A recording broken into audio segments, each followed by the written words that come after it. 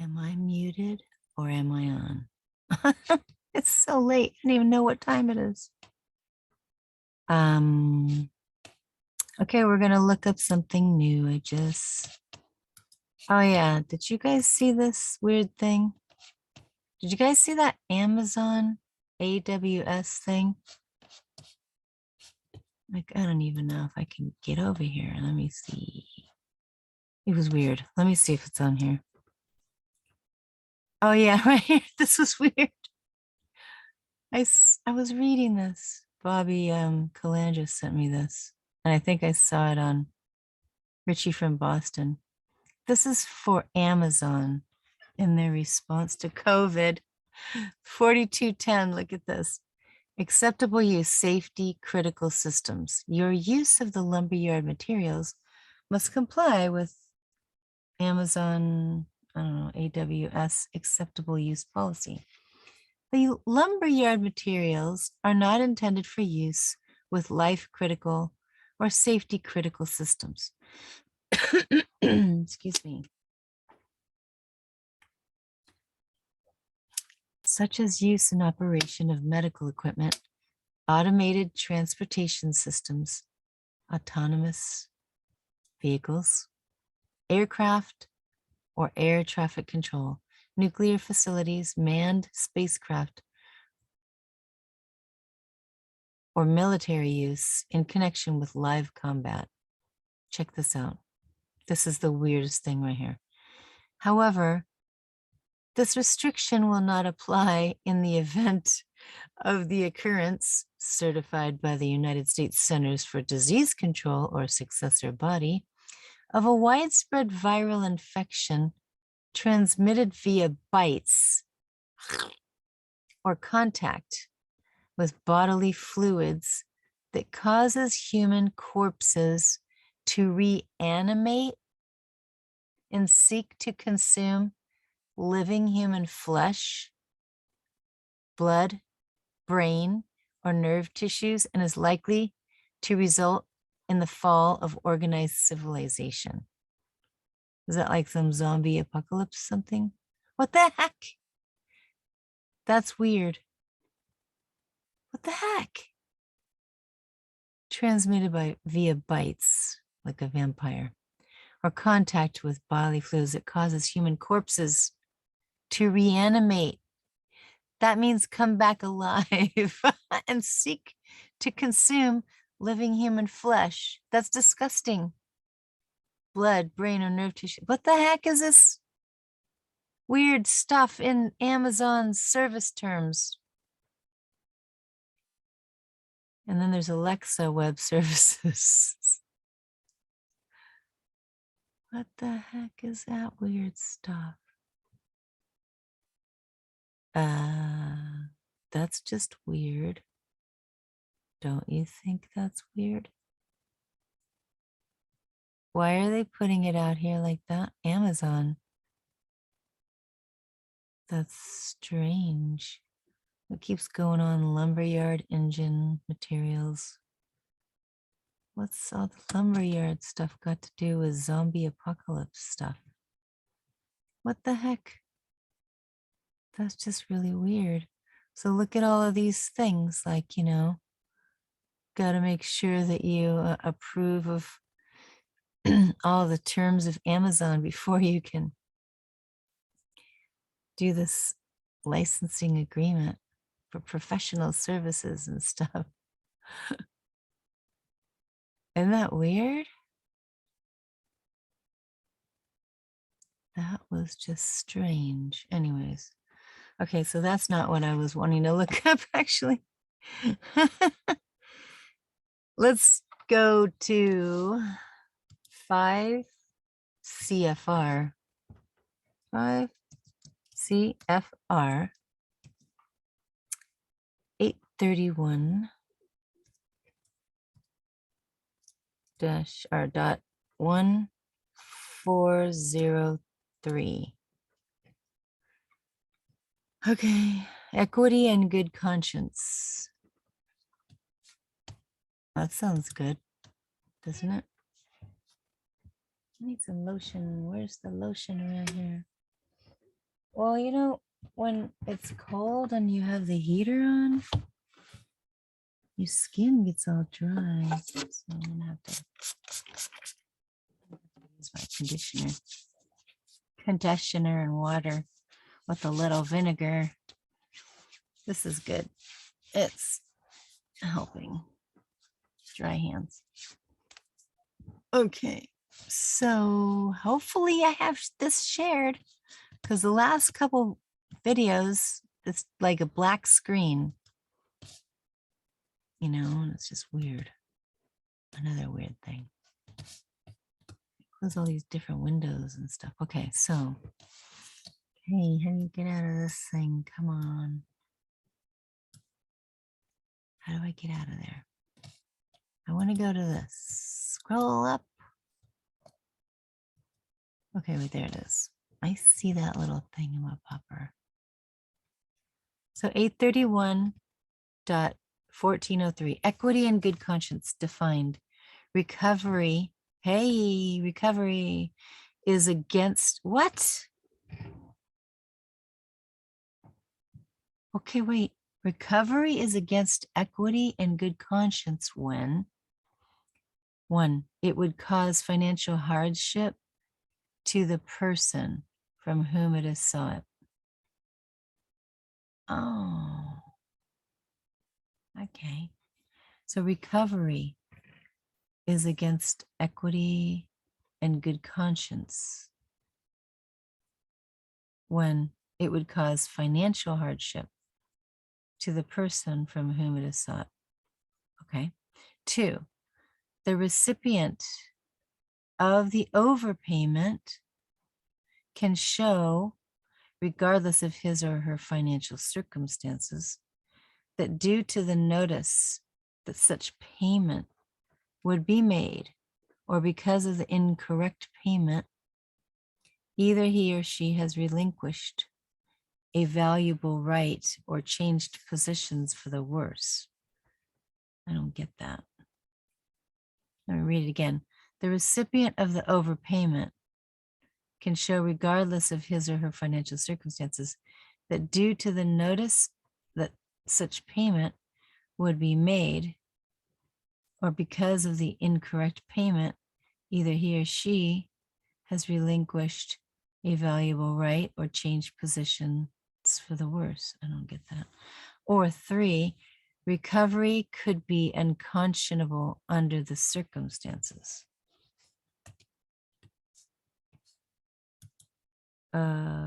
Okay, like, I don't know. What? Bring somebody back from the dead? What does that mean? Don't know. That's it? Is that all we're going to go over today? I don't really understand that. But that's what that little thing is. Okay. Just scrolling down. Equity and good conscience. All right, well, that was about recovery. Saying that it's against and good. Recovery is against equity and good conscience when it would cause financial hardship to the person from whom it is sought. Okay, that makes sense. The recipient of the overpayment can show, regardless of his or her financial circumstances, that due to the notice that such payment would be made, or because of the incorrect payment, either he or she has relinquished a valuable right or changed positions for the worse, or recovery could be unconscionable under the circumstances. I don't know. Hey, fault. I just went up one. 831.1402. Okay. Move out of my way. A recipient of an overpayment is without fault if he or she performed no act of commission or omission. You forgot to tell me about that, which resulted in the overpayment. The fact that the Office of Personal Management may have been at fault in initiating an overpayment will not necessarily relieve the individual from liability. Considerations. Pertinent considerations in finding fault are: 1, whether payment resulted from the individual's incorrect but not necessarily fraudulent statement, which he or she should have known to be incorrect. You mean they lied? Whether payment resulted from the individual's failure to disclose material facts in his or her possession, which he or she should have known to be material. Yeah. Or 3, whether he accepted a payment which he knew or should have known to be erroneous. Yeah. Mitigation factors. The individual's age. Oh, here we go. Physical and mental condition. Or the nature of the information supplied to him or her by the OPM, Office of Personal Management, or a federal agency may mitigate against finding fault if one or more contributed to his or her submission of an incorrect statement, a statement which did not disclose material facts in his or her possession, or his or her acceptance of an erroneous overpayment. That's interesting. So this is a civil federal rules or regulations. What's it called? CFR. A code of federal regulations. So this is the code that they go by. Who's they? That's a good question. Federal regulations. So the federal government. This is the code that they stick to. Let's go to another. Here's that one. Equity and good conscience. We read that already. Let's go to the next one. See. Oh, financial hardship. There's a lot of people right now having some financial hardship. Let's see what it says. Financial hardship may be deemed to exist in, but not limited to, those situations where the annuitant, I don't even know how to say that word. Annuitant from whom collection is sought needs substantially all of his or her income and liquid assets to meet current, ordinary, and necessary living expenses and liabilities. Yeah. Hello. Don't be taking my money. Considerations. Some pertinent considerations in determining whether recovery would cause financial hardship are as follows. The individual's financial ability to pay at the time collection is scheduled to be made. Income to other family members, if such members' ordinary and necessary living expenses are included in expenses reported by the annuitant.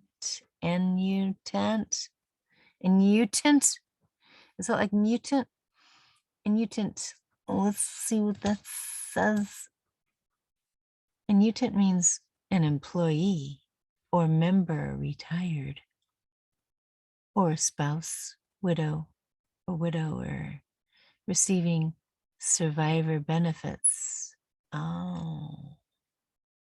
Under Chapter 84 of Title 5, United States Code.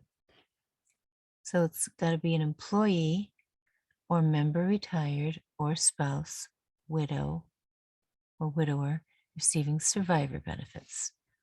Oh, annuitant. Oh, okay. So exemptions. Assets exempt from execution under state law should not be considered in determining an individual's ability to repay the indebtedness.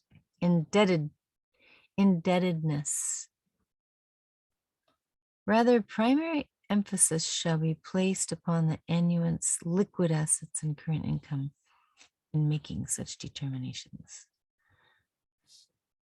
All right, so let's see what's next. Grading or regrading of positions. Okay. This is for employees or something. 532.409 grading. I'm going to grade you, give you an A+, or regrading of positions. You got A-. Except as provided in 532.703B10, a change in an employee's rate of basic pay as a result of the grading or regrading of employee's position shall be effective on the date the grading or regrading action is finally approved by the agency or on a subsequent specifically stated date. Okay. Oh, so this is like under administrative personnel. Oh, it's probably why they do their checkups and meetings and whatever. We noticed that you've been late a lot and we're going to demote you. So this is the Office of Personal Management, Subchapter Civil Service Regulations, Prevailing Rate Systems. Okay. Huh. Anyways, so my friend, my Telegram friend. Oh, promotion. Oh, the grade of pay. Interesting rate of pay, your pay grade. An employee who is promoted is entitled to be paid at the lowest scheduled rate of the grade to which promoted, which exceeds the employee's existing scheduled rate of pay by at least 4% of the representative rate of the grade from which promoted. Hey, are you a representative? If there is no rate in the grade to which an employee is promoted, which meets the requirement of paragraph A of this section, the employee shall be entitled to the higher of the existing scheduled rate of pay in accordance with part 536 of this chapter, or 2, the maximum scheduled rate of the grade to which promoted. If the promotion is to a position of a different wage area, the agency, are you an agent? Shall determine the employee's pay entitlement as if it were two pay actions, a promotion and a reassignment. Oh, a reassignment. That's kind of cool. Like, I no longer am in your employ at the DMV. I have revoked my contract with you because you weren't paying me and you never gave me any, promotion or anything. You didn't even pay me. I was paying you. So just saying, I fired myself. So if the promotion is to a position in a different wage area, the agency shall determine the employee's pay entitlement as if it were two pay actions, a promotion and a reassignment, and shall process them in the order which gives the employee the maximum benefit. So benefits and privileges are something that you agree to when you sign on. So say goodbye to your constitutional rights if you have a constitution. Do you have a constitution?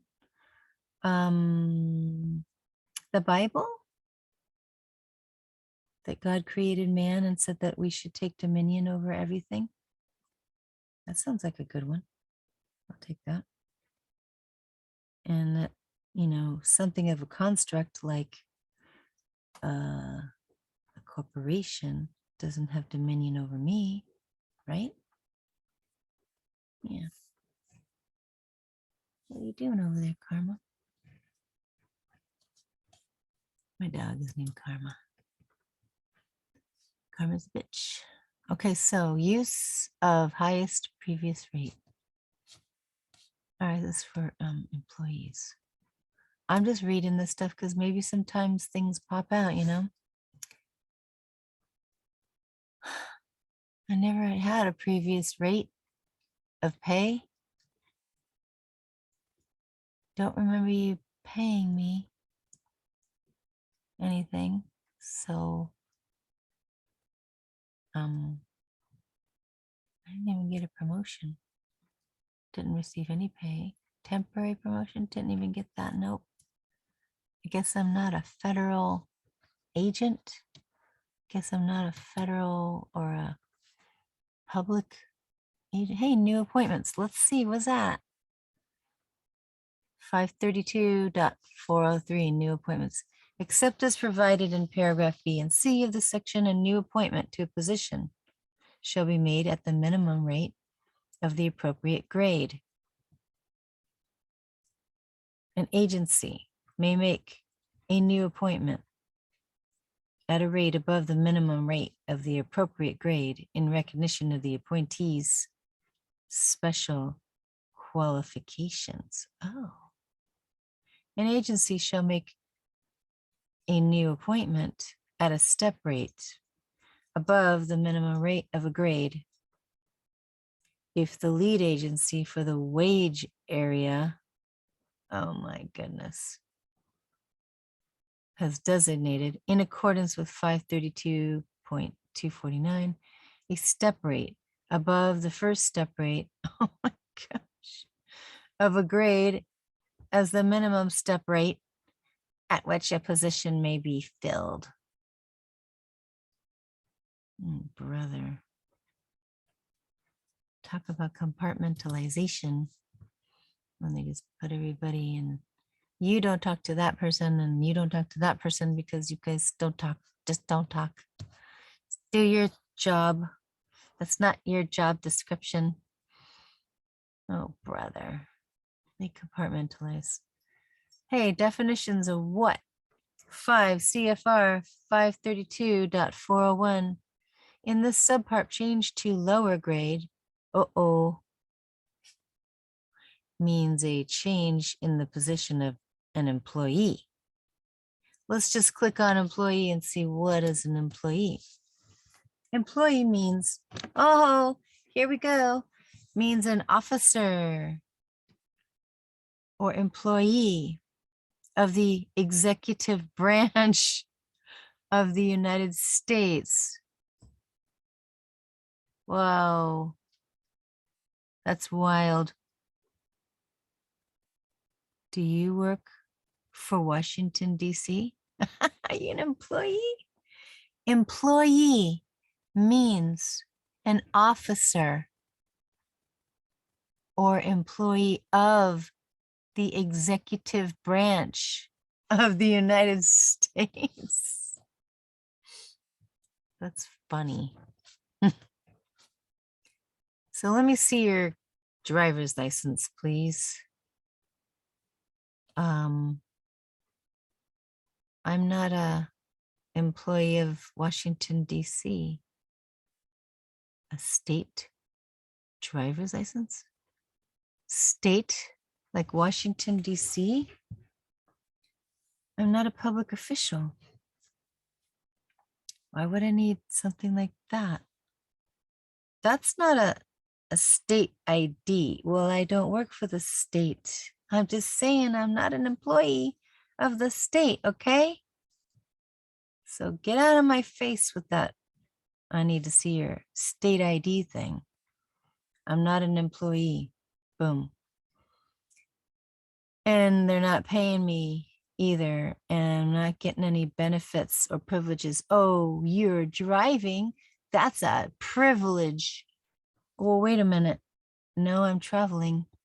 Now you're talking semantics there. No, driving means for hire. I am traveling and I'm not an employee of Washington, D.C. or any state entity that has a DUNS number. So there you go. Who are you? I am a spirit. Where do you live? I live in my body. I live in this temple. It's true. Where do you reside? Like I said, I reside in my temple. Wherever I go, there I am. I'm a sojourner. I'm a traveler, for real. It's true. Where's your citizenship? In heaven.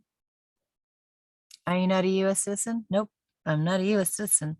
What makes you think that you're not a U.S. citizen? Because I'm not a resident of Washington, D.C. Title 26 says resident is someone who, let's just go there, shall we? Let's go. Let's find it out. Title 26. This is a IRS title, Internal Revenue Code 7701. Let's go to the definitions. All right, well, let's look up the definitions, because sometimes you gotta look up the definitions, because hello, who knew that employee meant officer and employee of the federal government? Get real, come on. So let me see. This is Title 26, right? I'm looking for 7701. Hey, it's always good to look in that procedure and administration thing.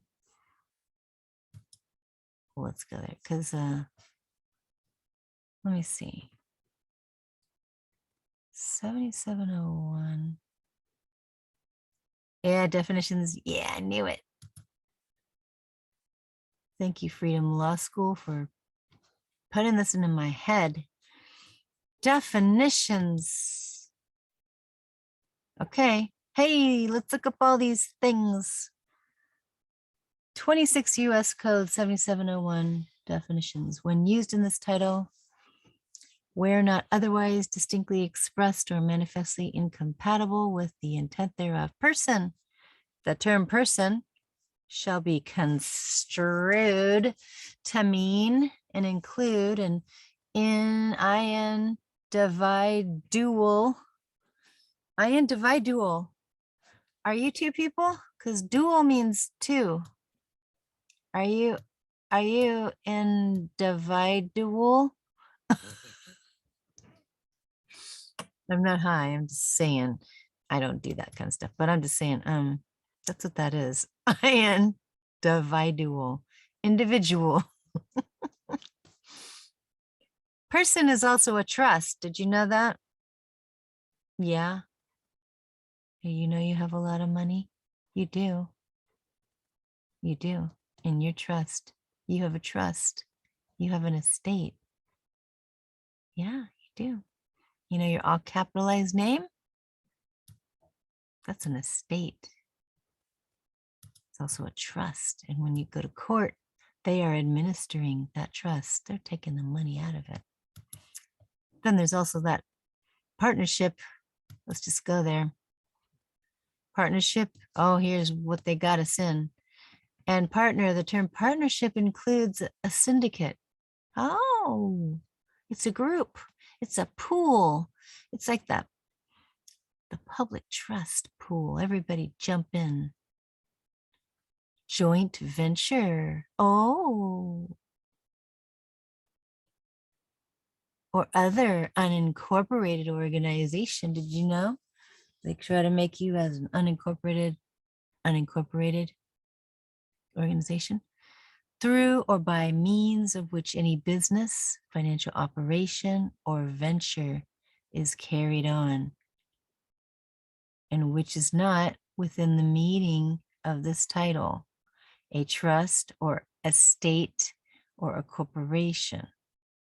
And the term partner includes a member in such a syndicate, group, pool, joint venture, or organization. Interesting. So they're saying that the partnership, which is not within the meaning of this title, it's not a trust, that's partnership, or estate, or corporation.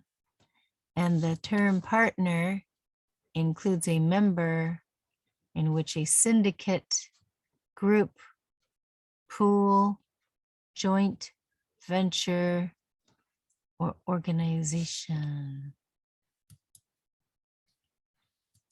All right, let's go back.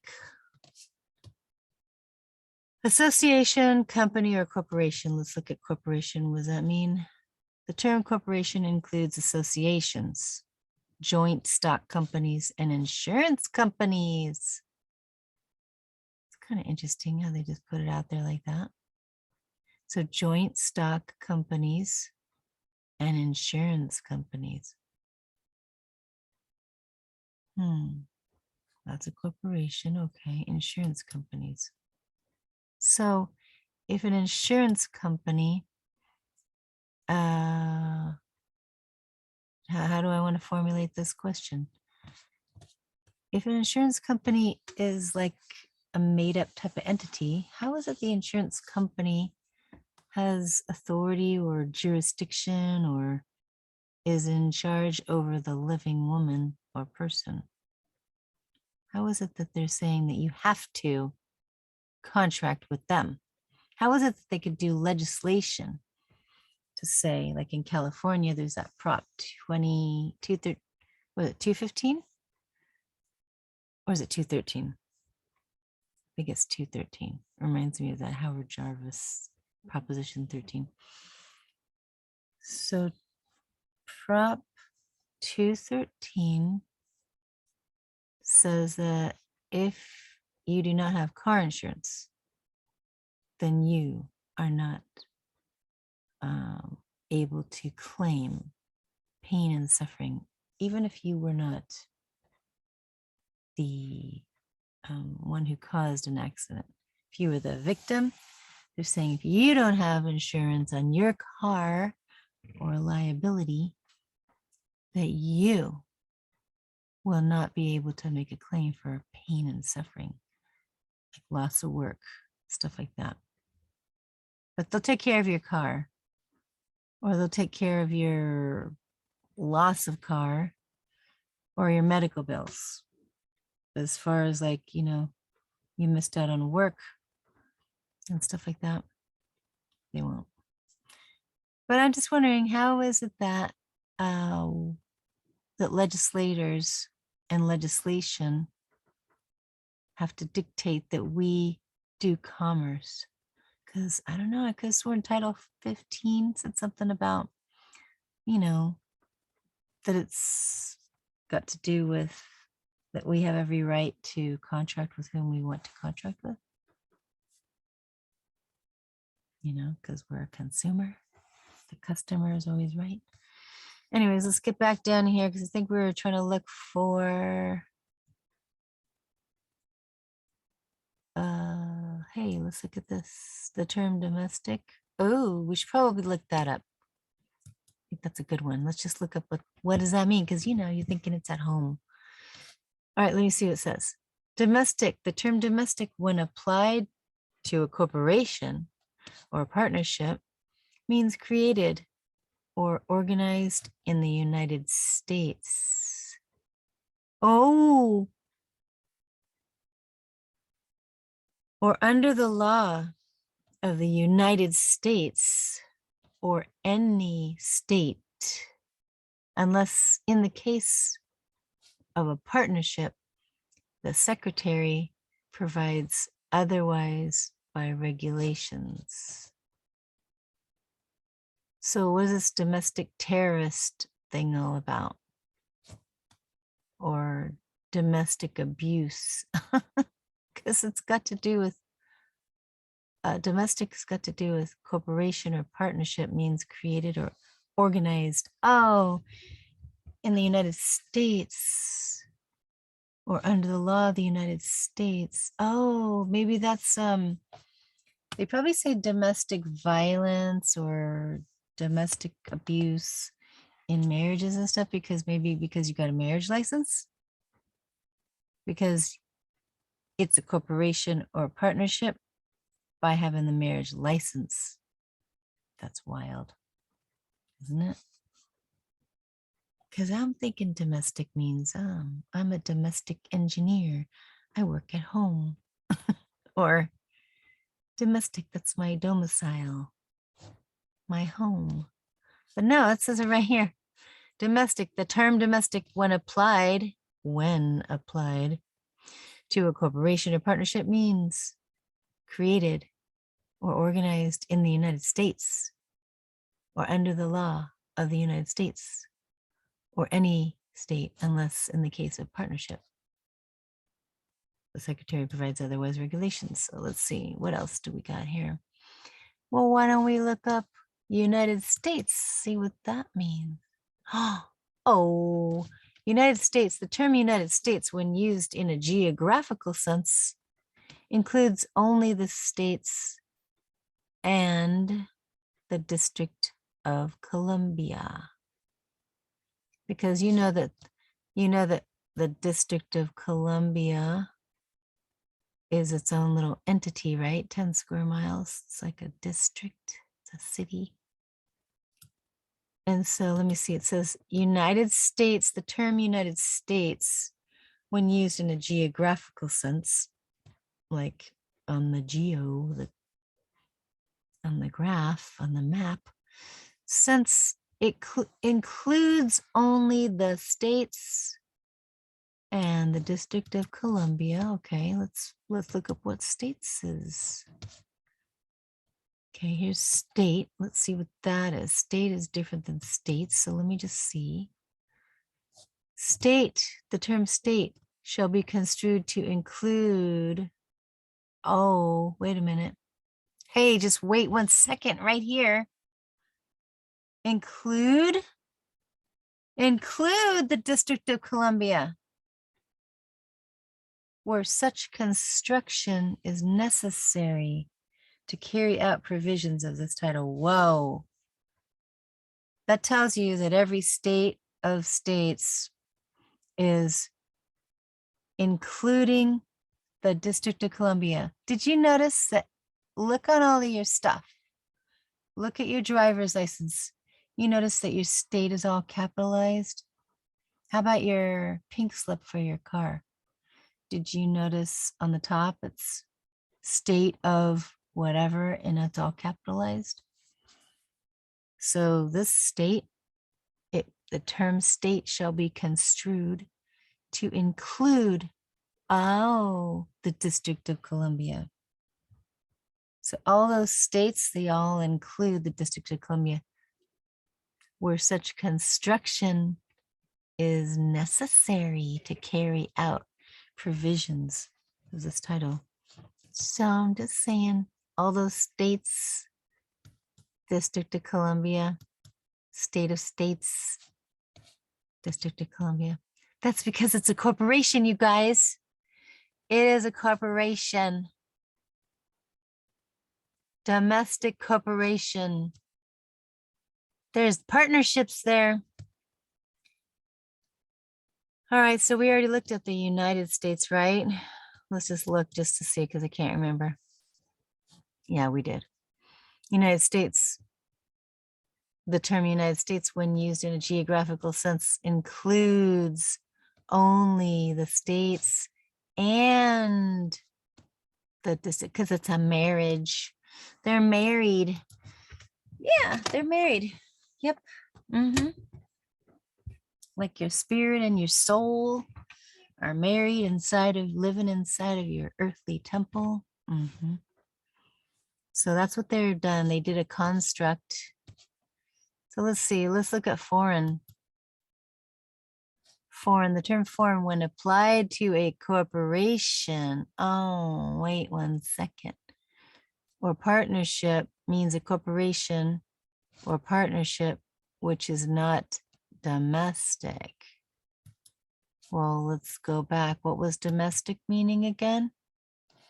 Domestic, the term domestic when applied to a corporation or partnership means created or organized in the United States or under the law of the United States or of any state, unless in the case of a partnership. Because remember, Washington, D.C. is in every state Yeah. So if it's outside of Washington, D.C., like I guess some people get married not with a license, but they get witnesses and all that, but they didn't get a license. So that was without the United States. I'm just saying. So what else do we have here? So it's interesting. Hey, let's look up the term fiduciary. It means guardian, trustee, executor. That could be also executrix too. Administrator. Hey, those judges right there, administrators. That's what they are. They're fiduciary administrators. Hey, look at here, receiver. Receiver. I was reading that. Conservator or any person acting in a fiduciary capacity for any person. So when you go to court, just know they are administrating your estate.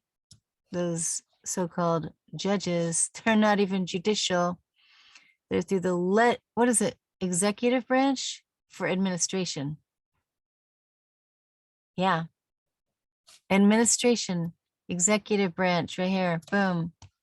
When you go to those lower courts, superior courts, they're acting as a fiduciary over your person.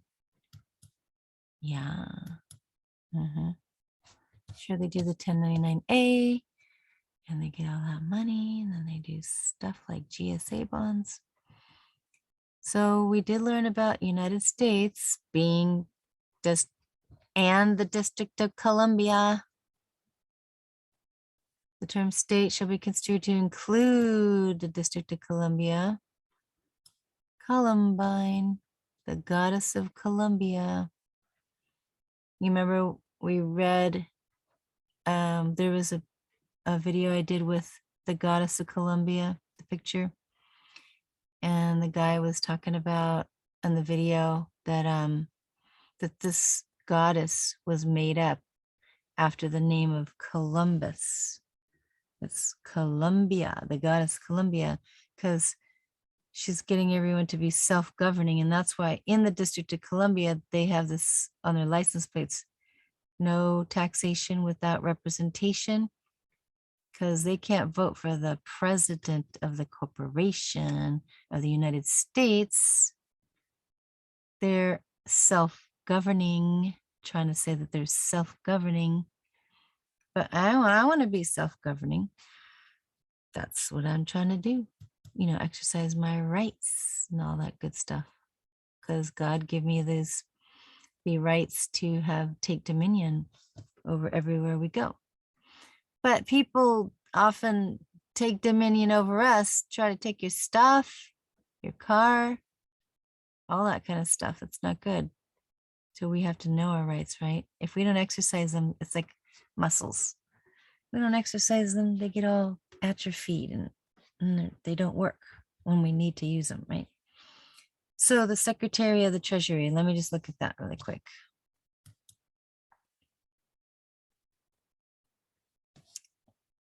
Secretary of the Treasury and Secretary. Secretary of the Treasury. The term Secretary of the Treasury means the Secretary of the Treasury. Could they say that 4 more times? Personally, and shall not include any delegate of his. Okay. Secretary, the term secretary means the Secretary of the Treasury or his delegate. Wait a minute. I thought it just said, and shall not include any delegate of his, but yet it just said right here, the term secretary means the Secretary of the Treasury or his delegate. Make up your mind. You're contradicting yourself. That's just weird. How many times did they say this? Secretary of the Treasury, Secretary of the Treasury, and Secretary And Secretary of the Treasury, the term Secretary of the Treasury, how many times I have to say this? Means the Secretary of the Treasury personally and shall not include any delegate of his. Oh, really? Why couldn't it be a her? I think it is. What is Janice Yellen? Is she Secretary of the Treasury? Hello. Why are they saying her? His or her? And secretary, the term secretary means the Secretary of the Treasury or his delegate. Make up your mind. Just two definitions here. What duality going on here? Boop, boop. So one says it's him personally and not include any delegate of his. And then the other one says, oh, secretary means the secretary or his delegate. Make up your mind. Is that like the states and Washington, D.C.? And then the second one would say the state without Washington, D.C.? No, it's with Washington, D.C. So all those states, they are federal government with Washington, D.C. I'm just saying. All right, so now, what else do we want to look up here? Because this was Title 26. I thought that this was kind of interesting. When you got down into definitions, this is good. You guys got to read the definitions. They're really good because they're going to even show you what marriage is. No, they didn't fix this one. I saw it. Keep going. Husband and wife. Here we go. Ha ha. Ha ha. Doesn't say husband and husband. Doesn't say wife and wife. As used in section 215, if the husband and wife therein referred to are divorced, whether appropriate to the meaning of such like the term wife shall be read former wife, and the term husband shall be read former husband. And if the payments described in such section are made by or behalf of the wife or former wife to the husband or former husband, instead of vice versa, wherever appropriate to the meaning of such section, the term husband shall be read wife. What? And the term wife shall be read husband. That's interesting. Did you see that? Wherever appropriate to the meaning of such section, the term husband shall be read wife, and the term wife shall be read husband, because they are one. Yeah. Mm-hmm. Yeah. I'll just sit right there. All right, let me see what else. Domestic Building and Loan Association, Domestic Building and Loan Association, domestic, save me, remember, which is subject by law, by state or federal authority, having supervision over such as, let's see what state is again. The term state shall be construed to include the wife, the District of Columbia, where such construction is necessary to carry out provisions of this title. Mm-hmm. Yeah, there's a marriage there. Mm-hmm. Hey. Let's see, what else do they got? Taxpayer. Let's just look up what is a taxpayer. The term taxpayer means any person subject to any internal revenue tax. Internal revenue? Is that like inside your body? Yeah, see, you know what? If they give you something that puts money inside your body, internal, that's something to consider. It is the employee thing. Remember what that employee was, officer, and let's look at it again. Employee for the purpose of applying the provisions of Section 79 with respect to group term life insurance. Oh, purchase for employees. Whoa. Your driver's license is a shadow employee. So they did group term life insurance purchase for employees for the purpose of applying the provisions of Section 104, 105, and 106 with respect to accident and health insurance. How? Or accident and health plans for the purpose of applying the provision of subtitle A with respect to contributions. This is very good. Term employee shall include a full-time life insurance salesman who is considered an employee for the purpose of Chapter 21. That's funny. So I guess I could probably get this definition right here. Let me just Shift Command 4, and that will, grab that whole thing from my desktop. That's how you do it, you guys, just in case you didn't know. If you ever want to do like a screenshot, Shift button, Command, and 4, the number 4. And then do them all 3 at the same time, and then you can just get your little arrow and you can save that. So that employee right there, because the driver's license has you as an employee. Because of what was it called? California Vehicle Code 21052 says employees of the state. And we know that state from here, because we're going to go there. Watch, let's do it again real quick. Push on state. Grab it. And we're going to do that same thing. See right here, state, boom. Right here, we're going to do Command, Shift, and 4. I'm going to grab it.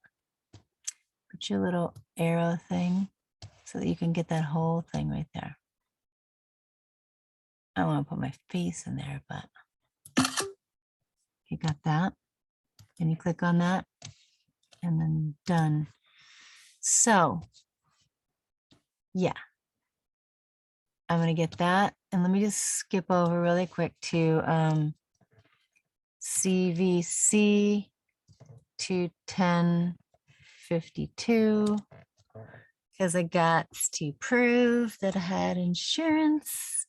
And right there, it said that they got insurance for the employees. May exempt vehicles violate the vehicle code. Vehicle code section right here, 21052. So I gotta get all these 3, put them in a letter and say, hey, look, right here, California legislative information, Shift Command 4. I'm gonna grab it. I don't want to stick my face in there, darn it. Get my face out of there. Hello. Okay, I'm gonna move. Good, I got it. Because I don't want to put my face in there. Just saying. Okay, where is it? Here, done. So grab that whole thing. Yeah. Because right here, this is telling you, look, right here. You got to see this. The provision of this code applicable to the drivers of vehicles upon the highways apply to the drivers of all vehicles while engaged in the course of employment by this state. And we saw that state was Washington, D.C. It says any political subdivision thereof, any municipal corporation or any district, including authorized emergency vehicles subject to those exemptions granted such authorized emergency vehicles in this code. So I'm really focusing on right here. This code is applicable to drivers of vehicles, highway, while engaged in the course of employment by the state. So in the driver's license, yeah, they got insurance. Let's go back to what we were here. State, see that? District of Columbia, boom. What else do we got? they got insurance on those driver's license for this corporate peoples. Because the employee, let's just look. Employees, let's look at that again. I might have to grab that. The purpose of applying with respect to group term life insurance purchase for employees for the purpose of applying the provision of sections 104, 105, 106 with respect to accident and health insurance or accident and health plans for the purpose of applying the provisions of subtitle A with respect to contributions to or under stock bonus. I'm going to grab this one right here because apparently I'm an employee. And how do you know that? Because it just said. What just said? Hang on a second. Okay, I know I'm not an employee, but when you get that driver's license thing, right? That shows the employee thing. So now I did cancel my agreements with the DMV. So all the people who have a driver's license must be protected then. I'm just saying. So this might not work for me, but it would work for everybody else. You know what I'm saying? Anyways, I just figured that out. But I'm tired, so I don't know. Maybe I'll look at any other loopholes. We'll see. We'll see. All right. So if you got any comments, put them in the comment section. So that name, the all caps name, is their responsibility. Yeah. I don't know. I do have a just got a doing business as, and it's all caps. Trying to figure that out. I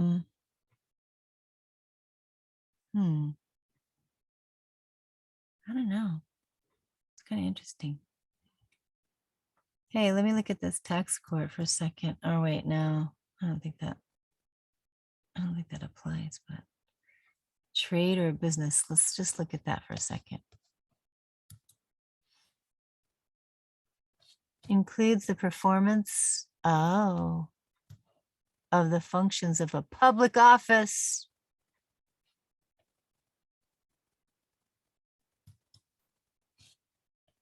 That could work. Shift, command, 4. If I have a doing business name as, that's the public office. That's interesting. These are like puzzle pieces, aren't they? Yes, they are. The puzzles of a game. Okay. It's kind of like the Monopoly game. And I think I'm gonna put another Monopoly. This is what I'm gonna do. I'm gonna do a picture of a guy reading the back or the box top of the Monopoly game on this one, because we're putting together the pieces right here. United States person, let's just see what that is.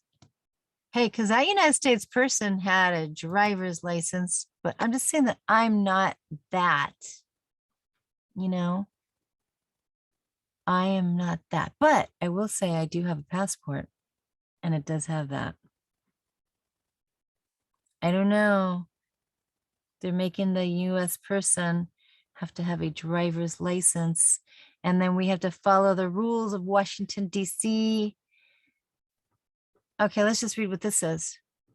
United States person.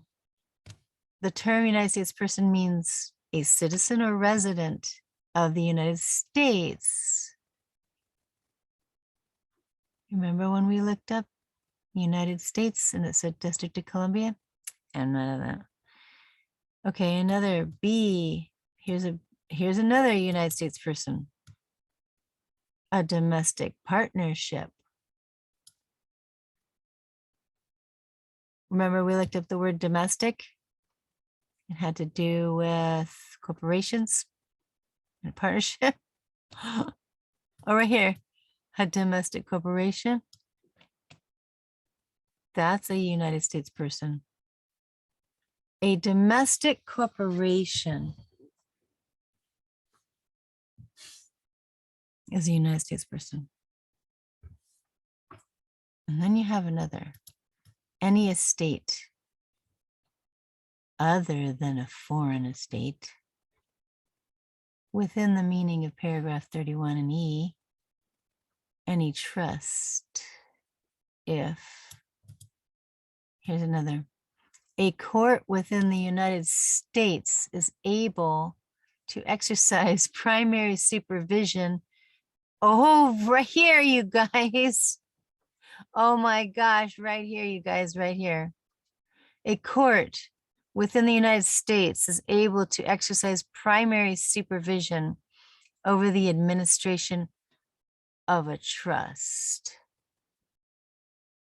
I'm gonna grab this because they are administrating the trust. That's good. Right here. Boom, right there. A court within the United States, meaning Washington, D.C., is able to exercise primary supervision over the administration of the trust. Boom. You are on the beneficiary that you're administrating of the trust. The trust that you are administering today, on the beneficiary of. Yeah. Okay, let's see what else. Here's another. One or more United States persons have the authority to control all substantial decisions of the trust. Right here. One or more United States persons. Remember up there, it said something about a domestic corporation, domestic partnership, citizen, resident of the United States. One or more United States persons, one of those, A, B, and C, have the authority to control all substantial decisions of the trust. Boom. Okay, you're going to grab it. Shift, Command 4. Going to grab that. Going to send it to the, move out of the way. Yeah, I had to move out of the way because I don't want this to be in my deal. Just saying. I kind of like saying just saying, I think, because I say it a lot. Thanks, Robert, my friend from high school. He started it. I learned it from him. Well, I'm getting all the puzzle pieces together. Let me see. I'm going to send that to the insurance place and say, look, apparently, United States citizen, which I'm not, works for Washington, D.C. as a person, and they have insurance. So there you go. Washington, D.C. has insurance. And here's the birth certificate to prove it, that there is an organization that was made. It's not me. But hey, you guys have your person that, is on the driver's license thing, which basically I'm just saying I'm not that. But you guys own that part. That's your part. So there's insurance there. So take some of the insurance out of there and give it to me. Okay. Equity, because that last one right there said that they are in control of it all. So, hey, if they are the fiduciary, then they're going to do what's right for the trust, not to be pillaging and robbing the trust. But if I'm the beneficiary of the trust, then I will be taking the equity, please. Thank you very much. All right, so what is this internal revenue code? Let's just click on that real quick here. I don't want to finish this up. I don't want it to be too long. Laws require blah, blah. What's this Olympic? Laws, what? IRC. Laws acquire popular names as they make their way through Congress. Yeah, apparently so.